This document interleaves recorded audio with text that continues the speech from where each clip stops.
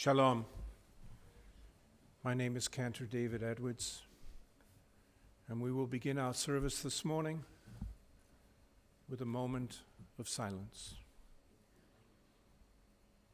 a moment of reflection, a moment of introspection, and for those who wish, a moment of prayer.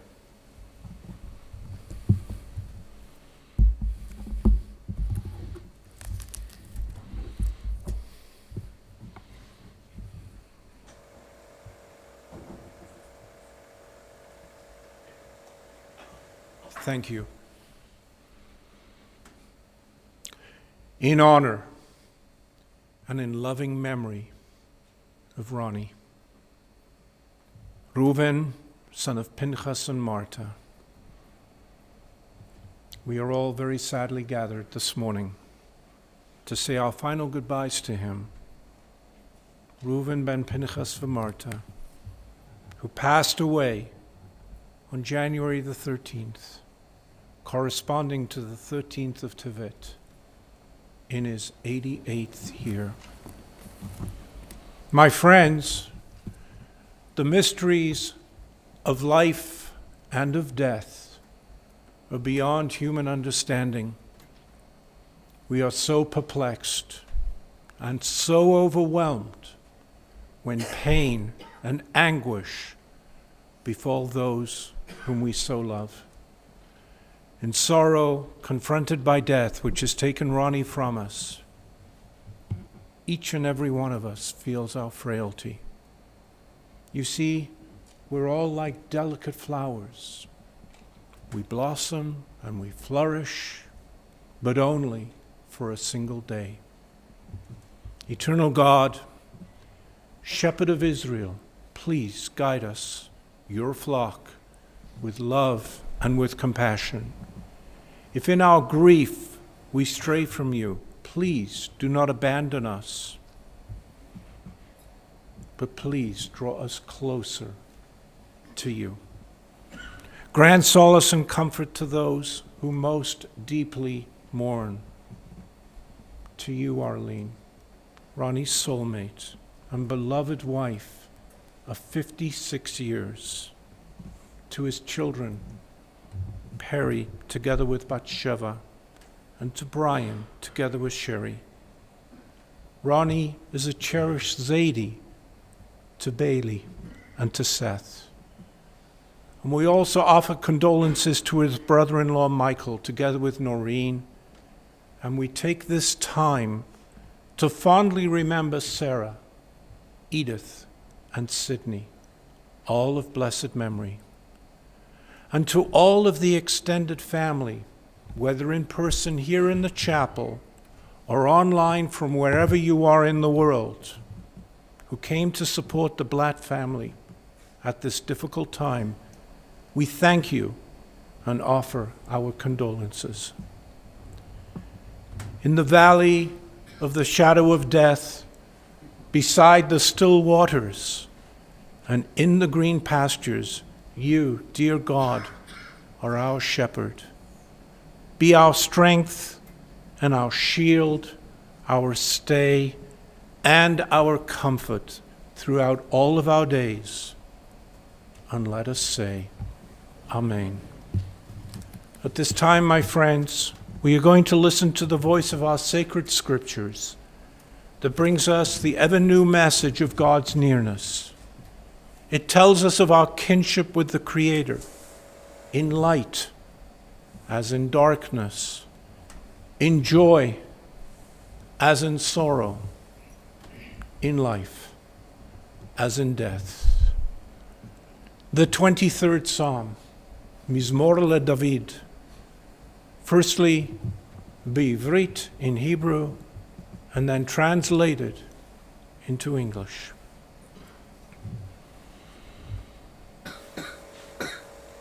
Mizmor LeDavid, Adonai roi lo exabino deshe yarbitzeni, al mei menuchot yenahaleni. Nafshi yeshovev yancheni v'maglei tzedek, למען שמו. גם כי אלך בגיא צל מוות לא אירא רע, כי אתה עמדי. שבטך ומשענתך המה ינחמוני. תערוך לפני שולחן נגד צורריי, דישנת בשמן ראשי כוסי רוויה. אך טוב וחסד ירדפוני כל ימי חיי, ושבתי בבית אדוני לאורך ימים. For those of you who know the words in English, please feel free to join with me. The Lord is my shepherd, I shall not want. He maketh me to lie down in green pastures. He leadeth me beside still waters. He restoreth my soul. He guideth me in true paths for his name's sake. Yea, though I walk through the valley of the shadow of death, I will fear no evil, for thou art with me. Thy rod and thy staff, they comfort me. Thou preparest a table before me in the presence of my enemies. Thou anointest my head with oil. My cup runneth over. Surely goodness and mercy shall follow me all the days of my life, and I will dwell in the house of the Lord forever. And let us say, Amen. My friends, the truth be told, even though I am a neighbor of Arlene and Ronnie at 7905 Bayview, I never had the opportunity to meet him because my wife and I just moved in there 6 months ago. I wish I had. Because of this, though, it makes far more sense for those who did know him and know him extremely well to come forward and offer words of tribute. Therefore, I'm going to ask Perry and then Brian to please come forward and speak of their beloved father. Perry, please.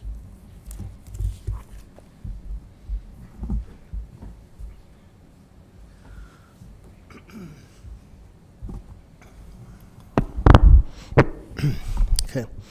To my dearest Dad, I have so many fond memories of you. Going to Crystal Beach every summer, going on Florida trips in the winter, volunteering at the lodge, answering phones at the Muscular Dystrophy Telethon, handing out coffee and donuts to the police during the ride checks, working at Kadima barbecues, watching my parents from studio audiences on lots and lots of game shows, going to Uncle Michael and Aunt Serene's house for dinner during Rosh Hashanah, Yom Kippur, and whatever, and laughing and telling jokes, playing with Robin and Eric, watching him do Bagels the Clown and making balloon animals and entertaining children. Long time ago, my dad used to own a flea market at the Club Kingsway. And we used to, I remember when he used to make these beer can trophies in his basement, and I used to help him all the time, and that was like an amazing memory. And then we used to take those trophies and sell them at the flea market. That was awesome. When I graduated from high school, I was in Israel for 1 year, and my parents both came to visit me in yeshiva, and we got to travel around Israel, the Kotel, and fairs and stuff like that, and they got to meet Rabbi Geffen, who was an awesome rabbi at Or Sameach. So those were amazing times, and he didn't have one bad bone in his body. He was nice to everyone he met. He had a very kind personality that was obvious to every single person that knew him. He worked very hard to support his family, and he took his job seriously. Yeah. So during the last 3 years, my dad had to move to a long-term care home after being diagnosed with vascular dementia. But he had a couple strokes that caused all this and for him to go downhill. So he lost his ability to walk and talk and take care of himself. And then he had to depend on caregivers to feed him and to provide around-the-clock care. I would go to the home every single day after work, pretty much every single day for the last 3 years. Even though he hardly spoke, just being in his presence was all I needed to comfort me. So even though I couldn't really have a conversation with him, I just cheered up all the other residences and joked around with them and got to know them. And it was kind of fun actually being there. And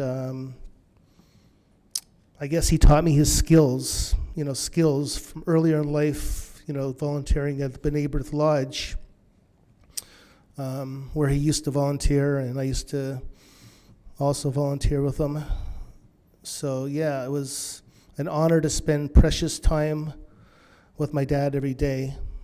And in closing, I really want to thank my dad for waiting for me to come back from Florida. Actually, I just got back from Florida last week, actually on early Friday, whatever. So just he waited for me like he was dying, and he knew he was going, but I asked him from Florida, please wait for me, please hang on, and he did hang on. And I guess that was the best gift ever, because I was able to spend the last 2 days before he passed away.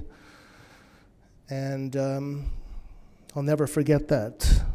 Now I don't know what I'm going to do with myself, because I'm so used to being at the home, and so I guess I'll probably continue to volunteer at the home.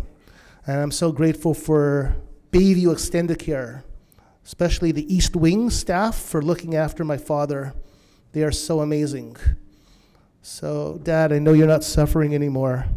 I know you're at peace, and you're going to be with your parents, and you're going to be with your brother, Uncle Sidney, and you're going to be with your whole family.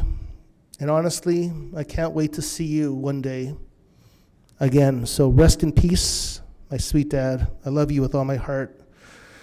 And I will always remember all our special moments together. You're the best. Love you. That's it.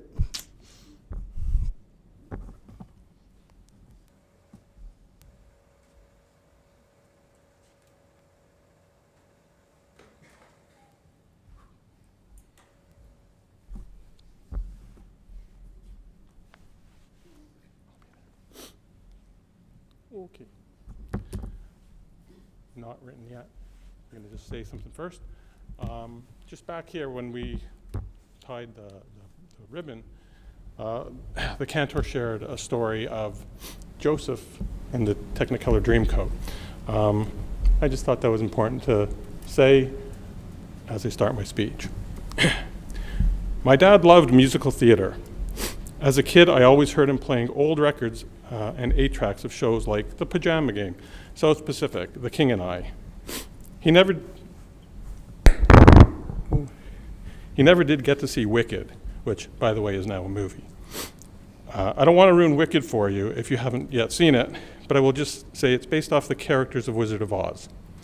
That, if you haven't seen, you're on your own, because I'm about to ruin that one.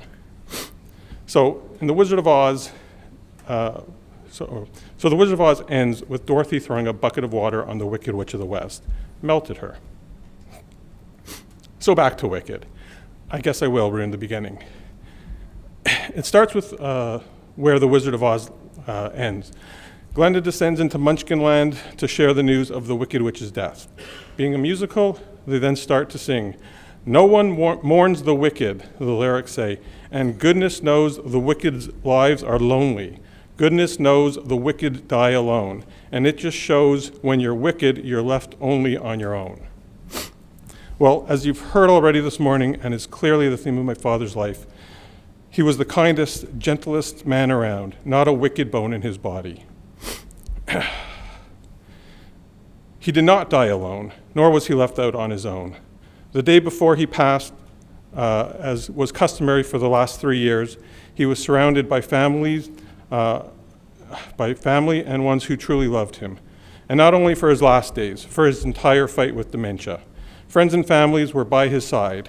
His niece Ellen and nephew Michael from Florida and Pennsylvania both made special trips to Toronto to see their uncle, the last of the generation siblings. And for those who couldn't make it here, there were countless phone calls, FaceTimes for those who loved Ronnie. Some of my earliest memories of my dad were going to work with him. He used to sell Strub's pickles. He gained the name of Mr. Pickle from the host of one of many game shows he was on. I remember going with him to speak with grocery store buyers to take that week's pickle orders. He used to even send me, an 8-year-old, to ask the grocery manager if they had Strub's pickles in the stores he couldn't quite close the deal on. He went on to sell deli meat and then to be a courier all over the GTA. What I'm trying to say is he worked hard and led an honest life.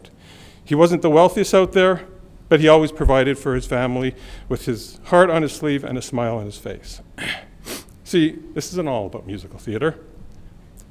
But if it was, I think Fiddler on the Roof would fit the bill here. Oh Lord, you made me I'm going to start that over. Oh Lord, you made many, many poor people. I realize, of course, it's no shame to be poor, but it's no great honor either.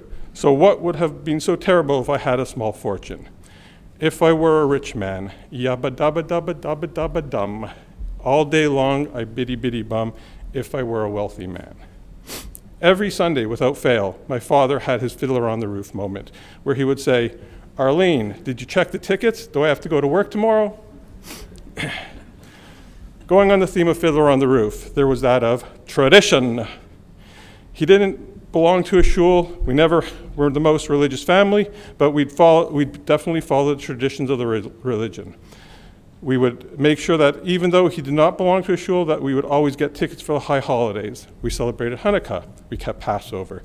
He had the tradition every year of going over to Darling Gann's home for his yearly bubala. Outside of religion, we had many other family traditions. We would take countless family road trips to the cottage in Crystal Beach, to visit family in Rochester, and every winter break we would drive to Florida. We went to Disney World, where if he were here today, he would tell you of the time he almost passed out on the scariest, fastest, darkest ride he ever had to white knuckle his way through. That was Space Mountain. He went on that with Perry. Not because he wanted to, but because Perry did. I, at the time, was afraid, so I myself didn't go. I got over that, by the way.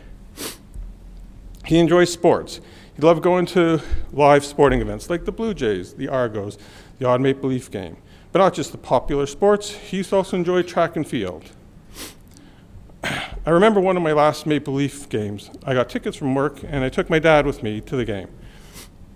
We never really talked about deep subjects, or got real, as they say. But that night, he did. He got deep, really deep. He told me something that would change the course of his life forever. He said to me, "I want to be a clown." I said, "What?" He said, "I want to be a clown. I've been thinking of it for a while. You can ask your mother." I said, "I believe you, but..." Then he said, "I want to go to clown school and get an agent." And that's how Bagels the Clown was born. See, my dad loved making people happy, and whatever way to put a smile on a kid's face, and what better way to put a smile on a kid's face than making them a balloon animal? I don't want to just make this about musical theater. I want to talk more about the person he was, how he married my mom for almost 57 years, how he's not only my father, but he's the father-in-law to my wife, Sherry, Perry's wife, Batsheva, how he embraced the extended family and would do anything for them as if they were his own daughters, how he was an amazing grandfather to Bailey and Seth. When they were babies, he taught both of them to crawl down the stairs. Without him, Bailey would probably still be stuck at the top. How he's a loving man and great uncle. How he's a loving uncle and great uncle with far too many nieces and nephews to name. How he did the little things, like just going out and throwing a ball around. I want to tell you he was selfless and gave to others before himself. How while Sherry was pregnant with Seth and we needed more space in our house, I recruited him with zero experience to build a room in my unfinished basement. How he bursted with joy when he saw his grandson called to the bima for his bar mitzvah. How proud he was when Seth got accepted to University of Toronto, and how proud he was when Bailey pursued her education in the pastry arts. How he didn't mind being her guinea pig to taste all her yummy creations. I want to share with you his love of travel and cruising, how he and my mom cruised the world, not just the Caribbean like the rest of us, but Alaska, Hawaii, Panama Canal, the Mediterranean, and Australia. So I'm done with the theater analogies. Oh wait, who's seen Hamilton? Alexander Hamilton asks, legacy, what is a legacy? It's planting the seeds in a garden you never get to see. His kindness and infectious attitude, his sense of humor and his care for others rubbed off on all the people he came in contact with, and his legacy lives on in all of them. We were all just a little bit better person for knowing him. So in the words of Mayor Claude Elliott of Come From Away, tonight we honor what we lost, but we also commemorate what we found. So what did we find? We found the soul of a man who lived and loved to please others through the countless years of charity work through his LMOL Lodge, working with handicapped and mentally challenged kids and adults. We found unbridled kindness and honesty. We found heaven's newest messenger of compassion, love, and peace. Now, before I hand the microphone back, I just want to show you how his sense of humor has rubbed off on those closest to him and has an everlasting impact on them. I'd like to call Eric, Robin, Bailey, and Seth to stand up. And that would be now. Now we're going to recite Zadie's school cheer. This is unrehearsed, the first time they've heard of it. I'm going to say the first line loudly, so everyone here, you'll say the second line. I'll say the third, and you guys say the fourth. Are we ready? Rah, rah, ree. Kick him in the knee. Rah, rah, ras. Kick him in the other knee. There you go. And that was my dad. We love you, we miss you, and we strive to be more like you.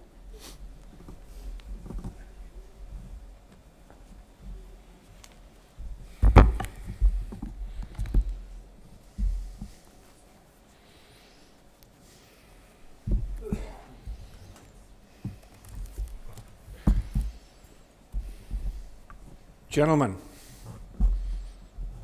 the rabbis have an expression that I would like to share with you. Firstly in Hebrew. And they say, Dvarim asher yotzim min halev, nichnasim lelev. Words that come from someone's heart enter the hearts of others. And both of you, in your own distinct, unique ways, have eloquently conveyed that message to each and every one of us. And on behalf of everyone present, we thank you for coming forward to pay tribute to your beloved dad. As I mentioned, I did not have the opportunity to meet or know Ronnie, but I did have a most meaningful conversation with Arlene, with you, Brian, with Sherry, with Perry, and with Bailey yesterday as we met to discuss today's service. Ronnie was born to Peter and Marta, who were immigrants from Poland, in 1937. I gather he went to school at Palmerston, and later he was involved in Leonard Maisel Ontario Lodge. His association with B'nai B'rith developed from an embryonic stage in the early years, and he found great joy in being, as one person described on the website, and I quote, the ultimate volunteer, a mitnadev, a volunteer. Simply put, he loved doing things for others and putting them before his own needs. And he has been described as one with a huge heart, a good neighbor, and a very, very kind man. He found the love of his life in Arlene, and I think he swept you off your feet. They'd only been dating for 3 months when he proposed to you? And they were married at the Beth David Synagogue in March of 1968. Clearly, a most successful union. Arlene shared that Ronnie would always put her first. She was on a pedestal. Why? Because that was who he was. As Brian said, he had a great awareness of his Jewish tradition. And I was told yesterday that sometimes he'd go to the Beth Radam Synagogue for high holidays, and of course enjoyed Chag Urim, the festival of Hanukkah and Passover celebrations. I was aware when I was visiting you yesterday of a picture that was taken at Ronnie's bar mitzvah. And there were several other pieces of Judaica I noticed also that caught my eye and adorn your beautiful home. As for work, we heard Ronnie didn't want to be in the office. He drove a truck for a while in the cottage business during the early years. As Brian mentioned, pickles, strubs, deli meat, etc. He was good at sports. I noticed on the website that somebody said he was involved in a bowling league, 10-pin bowling, and he had great skills playing baseball.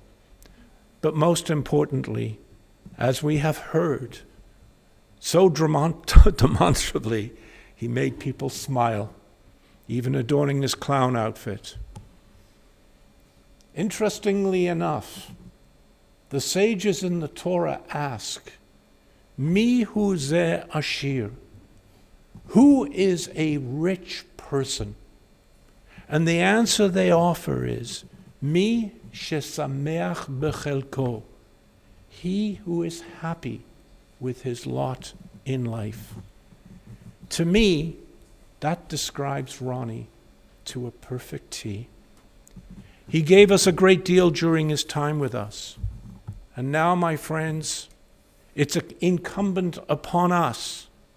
This is Project Give Back. Give back to Ronnie as he gave to us, as we now go forward to lay him to rest with the dignified, loving Jewish burial on this very sad and difficult day. Tehi nishmato tzoro b'tzora chayim. May the immortal soul of Reuven ben Pinchas v'Marta go to God in everlasting peace. And let us all say, Amen. The burial will take place following this chapel service at Paris Shalom Cemetery, B'nai B'rith section, and the Shiva will begin immediately following at 7905 Bayview Avenue in the party room on the ground level this afternoon until 4 p.m., and Shiva visitations will resume at Suite 316 at 7905, with davening beginning at 7 p.m. for the Ma'ariv service until 9, and the Shiva visitation for Thursday will be from 2 to 4, and then from 7 to 9, with davening once again at 7 p.m. The family will also be sitting Shiva from 1 to 3 on Friday afternoon, after which the Shiva will be concluded. For those who wish to make donations in memory of Ronnie, please do so to the Heart and Stroke Foundation, details of which can be found on the Steeles Memorial website. And now, my friends, I'd like to ask you all to please rise as we chant the Kel Malei Rachamim Memorial Prayer, firstly in Hebrew and then in English. Following that, I will ask the pallbearers to gather to my left as we escort the casket to the funeral coach.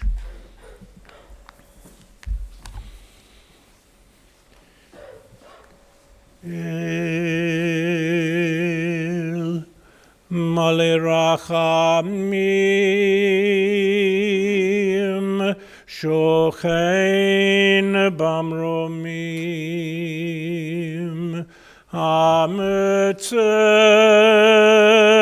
Menucha Nechona Tachat Kanfei HaShechina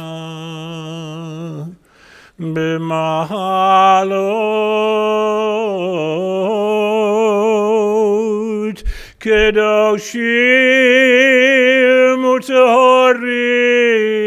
U'Tehorim Kezoar Arakia Me'irim U'Mazirim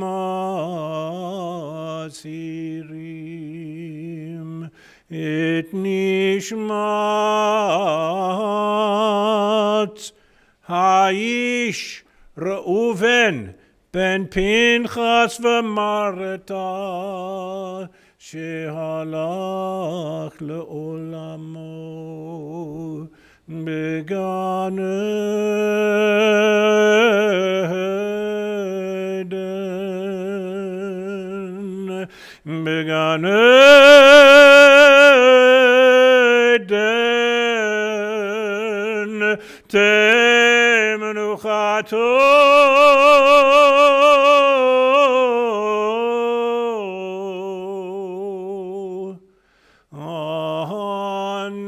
Anabal Rachamim Hastireu B'Seidek Anafecha Leolamim Utzeror B'Tzeror Chaim Et Nishmato Adonai Hu Nachalato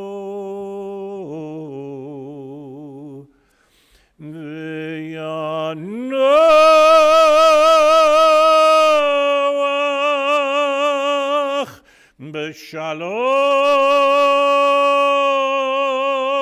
B'Shalom Al Mishkavo V'nomar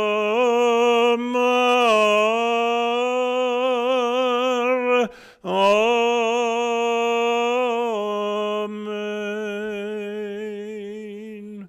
God exalted and full of compassion, grant perfect peace in your sheltering presence among the holy and pure to the soul, to the neshama of Reuven, son of Pinchas and Marta, who is gone to his eternal home. Master of mercy, we beseech you, remember all the worthy and righteous deeds that he performed in the land of the living. May his soul be bound up in the bond of life. The Lord is his portion. May he rest now in peace. And let us say, Amen. Pallbearers. Come forward right here.